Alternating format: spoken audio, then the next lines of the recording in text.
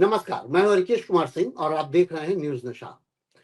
कुंभ पर चर्चा करने के लिए हमारे साथ प्रमोद सर मौजूद है। प्रमोद गोस्वामी सर, कुंभ सनातनी, कुंभ सांस्कृतिक, धार्मिक आस्था का विषय बहुत हद तक व्यापारिक व्यवस्थाओं को भी निर्मित करता है।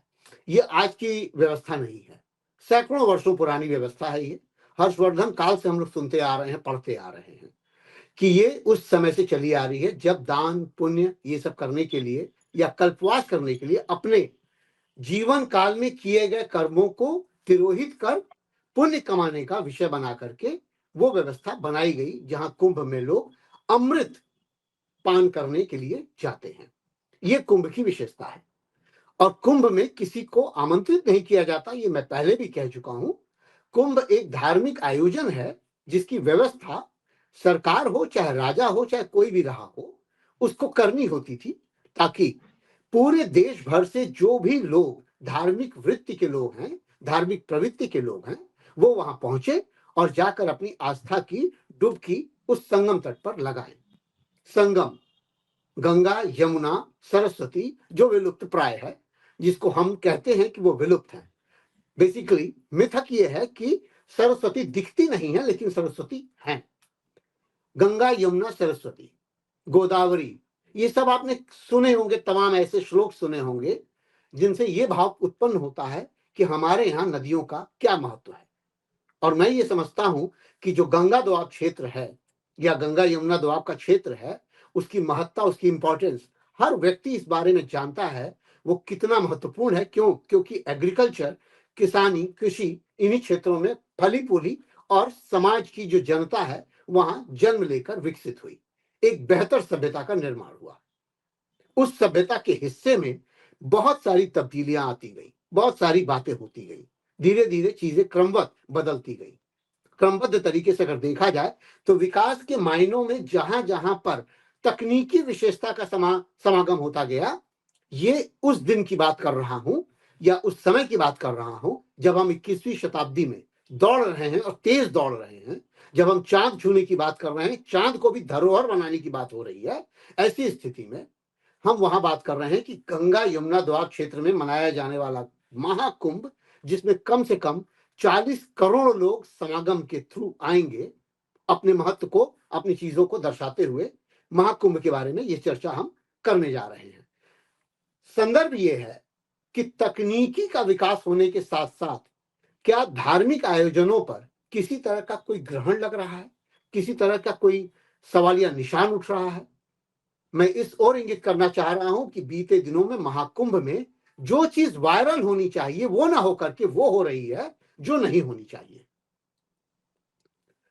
आईआईटी बाबा सबसे पहले उभर कर सामने आए, ऋचा, हर्षा रिचारिया ये उभर कर सामने आई। ये दो ऐसे नाम आए जिनमें एक पढ़ा लिखा युवा जाके बाबा बन गया है। बाबा शब्द से थोड़ा निगेटिविटी आती है, मैं ये कहूंगा संत समागम की ओर गया है, और उसका नाम इस तरीके से बदनाम हुआ कि उसको कुंभ छोड़ना पड़ा। हर्षा रिचारिया जो मॉडल थी, 2 साल पहले वो मॉडलिंग छोड़ करके संतई में आई। हो सकता है उनके मन में कोई भावना ऐसी आई हो कि संत समागम की ओर चला जाए, लेकिन उनके ऊपर भी ऐसा दबाव बना कि उन्हें भी अखाड़े या संतों का साथ समागम छोड़ करके कुंभ से हटना पड़ा। तीसरा नजदीकी नाम मोनालिसा। मोनालिसा नाम तो आप समझ रहे हैं, लियोनार्डो डा विंची का जो चित्र आज तक लोग रहस्यमयी मानते हैं, आज तक ही नहीं समझ पाते हैं कि वो उसकी मुस्कुराहट किस संदर्भ की है। लेकिन मोनालिसा को कुंभ में जोड़ा गया, और मोनालिसा एक गरीब लड़की जो सिर्फ एक फल फूल माला बेचने के लिए वहां उपस्थित हुई थी, अपने किसी आर्थिक उत्पादन के लिए। मैं इसलिए कह रहा हूं कि पूरे कुंभ में अर्थ भी काम आता है। जो लोग जाते हैं खाना पीना ये व्यवस्था करने के लिए, कहीं बहुत ज्यादा संख्या में लोग उनसे कमाई भी करते हैं। वो लड़की भी, वो महिला भी बदनाम हुई, और बदनाम तो नहीं कहूंगा, लेकिन हाँ उसका भी नाम खराब हुआ, और उसकी भी तुलना की जाने लगी ऐश्वर्या राय की आंखों से। उसकी स्थितियां खराब हुई, वो बोलती कुछ नहीं है। कई बार उसको देखा गया, वो बोल कुछ नहीं रही है, मुस्कुरा रही है, लेकिन वो अपने काम से काम रखना चाहती है, वो नहीं चाहती है वायरल होना। लेकिन हमारे देश की परिस्थितियां इतनी ज्यादा खराब हो चुकी हैं, या विश्व की स्थितियां इतनी खराब हो चुकी हैं कि वायरल चीजों को लोग देखना खूब चाहते हैं, उसके मजे लेना चाहते हैं और उसमें अपने कमेंट भी लिखना चाहते हैं। कमेंट भी ऐसे ऐसे आते हैं कि जिनकी कोई तुलना किसी भी बौद्धिक स्थिति में नहीं की जा सकती। प्रमोद सर, सबसे पहला मैं आपसे सवाल इस आधार पे कर रहा हूं कि आईआईटी का लड़का, हम अक्सर सुनते हैं सर आईआईटी के लड़के पागल हो जाते हैं, जो बहुत ज्यादा गीक होते हैं, बहुत ज्यादा पढ़ते हैं, बहुत ज्यादा दिमाग लगाते हैं, टॉपर होते हैं, और कभी कभी वो पागल हो जाते हैं। तो पहला लक्षण लोगों ने ये देखना शुरू किया कि वो आईआईटीएन है और वो पागल हो गया है। बेसिकली वो बात सही कह रहा था कि शून्य की खोज में अगर वो निकला है या शून्यता खोज रहा है, तो उसको समझ आ रहा है कि कैसे बुद्ध ने जो है अपना पाठ छोड़ करके, राजपाट छोड़ करके संन्यास लिया होगा, कैसे महावीर जैन ने राजपाट छोड़कर संन्यास लिया होगा। ये बात वहां कर रहा था, लोगों तक ये बात पहुंच नहीं पा रही थी। तो प्रमोद सर, इन बातों को थोड़ा सा प्रकाशमान करिए कि कैसे लोग ये समझें कि उसके पीछे नहीं पड़ना था, उसके मनोभावों को जानना था। हरकेश जी देखिए, एक काल युग में बदलाव होते रहते हैं, शायद ये बदलाव का ही संदर्भ है।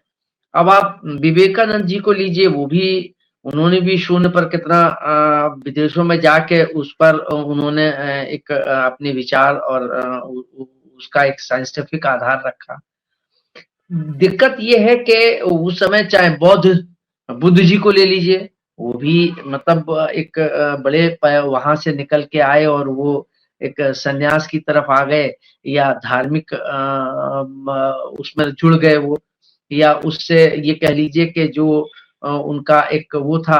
और इससे पहले चले जाइए तो तुलसीदास जी को ले लीजिए, उनकी पत्नी के लिए ये बात कही गई, फिर वो जो उनका उनके प्रति लगाव था तुलसीदास जी को, जब ये कहा गया तो फिर वो ये दूसरी विधा में आ गए, एक धार्मिक विधा में आ गए, सामाजिक विधा से। तो ये है, तो ये एक इसमें देखिए मुख्य बात मुझे लगता है कि अब इसे मुझे ये कहने में मात्र किंचित मात्र भी संकोच नहीं है कि अब मीडिया का जो एक सकारात्मक पक्ष होता है, शायद उसमें भी कुछ कमी आई है। उसके सकारात्मक पक्ष को न रख के नकारात्मक, या उसको एक ग्लैमराइज करने की आधार पर जिस ढंग से रखते हैं कि हमको ये विजुअल चाहिए, हमें अलग, ये जो एक भोड़ा कंपटीशन हो गया है कि हम मोनालिसा का एक बाइट लेके दे दें, हम रिचारिया की बाइट लेके दे दें, आईआईटी। तो अगर आप देखें, हालांकि हरकेश जी, मैंने 3 कुंभ कवर किए हैं, ये मुझे सौभाग्य मिला है, और मैं वहां रहा हूं, मैंने देखा है और कवर भी किया है। तो उससे पहले ये नहीं हुआ, पहले वहां ऐसे बाबाओं के एक सकारात्मक उनके संस्कार, उनके समाज के प्रति सोच, दिशा, उसको लेके आर्टिकल्स लिखे जाते थे। उनको लेके तब कह लीजिए कि तब उतना इलेक्ट्रॉनिक मीडिया उतना प्रभावी नहीं था। तो लेकिन इलेक्ट्रॉनिक मीडिया के प्रभावी हो जाने के बाद, चूंकि वो उसमें विजुअल्स भी आ जाते हैं, तो उसमें उसको और थोड़ा कंपटीशन हो गया है।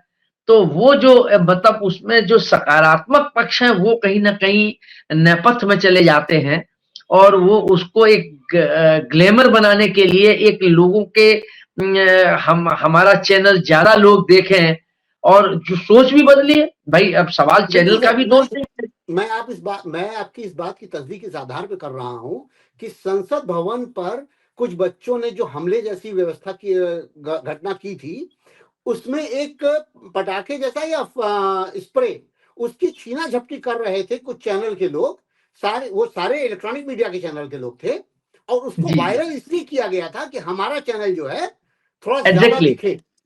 बिल्कुल, बिल्कुल। वो जो व्यूअर्स को खींचने की, या उधर जो, चूंकि देखिए अब एक मतलब इससे अगर थोड़ा-सा आप प्रिंट मीडिया में भी आ जाएँ, तो थोड़ा-सा समय ले लीजिएगा, चूंकि बात बहुत आपने बहुत गूढ़ बात रखी है, तो इसलिए वो मन में मस्तिष्क में है तो वो कहना चाहिए।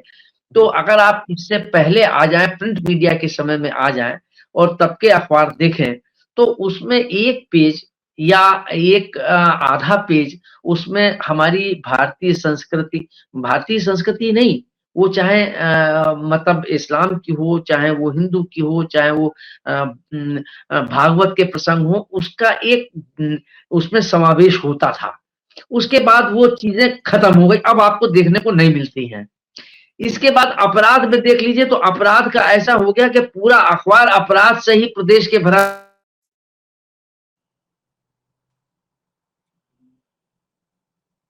आपकी आवाज थोड़ा रुक गई है सर, लेकिन मैं इस बात को आगे बढ़ाते हुए ये बात कहना चाह रहा हूँ। हाँ, आ गए सर, बताइए। लोग जो हैं, अब लोगों के जो देखने वाले दर्शक हैं या पढ़ने वाले पाठक हैं, उन लोगों की भी मन स्थिति में बदलाव आया है। तो चैनल और अखबार वाले भी क्या करें? तो उनकी भी ये कहीं ना कहीं ये व्यवस्था हालांकि नहीं होनी चाहिए, लेकिन ये एक व्यावसायिक व्यवस्था है कि नहीं, मतलब उनके। थोड़ा सा सर मैं इस पर भी विवेचना चाह रहा हूँ। क्या आपको जी, लगता है कि समाज का जो है, हम लोग हरास पढ़ते थे सर शुरू में, करीबन 90 के दशक में, मुझे याद है यूनिवर्सिटी में जब लोग पढ़ा करते थे, तो ये होता था कि सामाजिक हरास चल रहा है, व्यवस्था में हरास चल रहा है, सांस्कृतिक, आर्थिक और जो आपका सामाजिक जो पारिवारिक। ताना बाना है, उसमें हरास जी, चल रहा है। आपको ऐसा लग रहा है सर कि इन दिनों हरास नहीं हुआ, एकदम जमींदोज हो गया है, काफी बिल्कुल। कुछ गिर गया? हाँ, अब वो संस्कार और वो चीजें उस देखिए उसके ये एक बड़ी लंबी बहस है और बड़ी लंबे डिबेट की बात है ये। दिक्कत ये है कि आप उसके कई कारण है, उसको एक अगर धार्मिक आधार पर देखें तो आप ये कह सकते हैं कि कलयुग का ये दुष्परिणाम है, अगर उस आधार पर उसका मूल्यांकन करें। और अगर वैसे सामाजिक रूप से अगर आप देखें तो स्थितियां ये है कि पहले संयुक्त परिवार हुआ करते थे, तो संयुक्त परिवार में जो एक संस्कार मिलते थे, जो एक रख-रखाव होता था बचपन का, युवा का, वो अब एकांगी परिवार हो गए हैं। अब पति-पत्नी दोनों चले गए नौकरी पर, जो अर्थ प्रभाव या आर्थिक दृष्टिकोण जो बदला है, तो उसमें दोनों चले गए, बच्चे छोटे हैं या युवा हैं, तो वो फिर कहीं न कहीं जो अंकुश है, वो अंकुश खत्म होता चला गया। और आप हमसे जुड़े रहने के लिए सब्सक्राइब करें YouTube पर, फॉलो करें ट्विटर पर और लाइक करें Facebook पर। और ज्यादा जानकारी के लिए आपको टाइप करना होगा सिर्फ न्यूज नशा।